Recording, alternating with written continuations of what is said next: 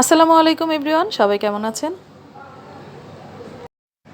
আমার পাশেই একটা স্কুল আছে, ওখানে আমার বাচ্চারাও পড়াশোনা করছে। কিন্তু এখানে এত শাউট হয় যে আমি ভয়েস দেওয়ার সময় যে অনেক কষ্ট হইছে, অনেক। তো আজকে আমি একটু কাবাব বানালাম। তো ওই কোরবানির মাংসটা থাকলে আমার কাবাব না বানালে একদম চলেই না। তো আজকে ভাবলাম বানিয়ে ফেলি, সবাই মিলে খাবো। তবে এবার ডিফারেন্টভাবে আমি কাবাবটা ভাজলাম। বিস্কিটের গুঁড়া আর ডিম সাথে অ্যাড করেছি। তো এভাবে ভাজলেই আপনারা কিন্তু বিয়েবাড়ির স্বাদটা পেয়ে যাবেন। আমি রেসিপি আকারে কাবাবটা দেখাইনি, কারণ এটা সবাই বানায়।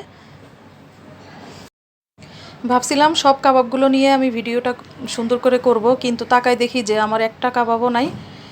একটা বলতে দুই একটা ছিল, সেটা দিয়ে আপনাদের সাথে ভিডিও বানালাম, আপনাদের সাথে শেয়ার করলাম। তো আজকে এই পর্যন্তই। আল্লাহ হাফেজ।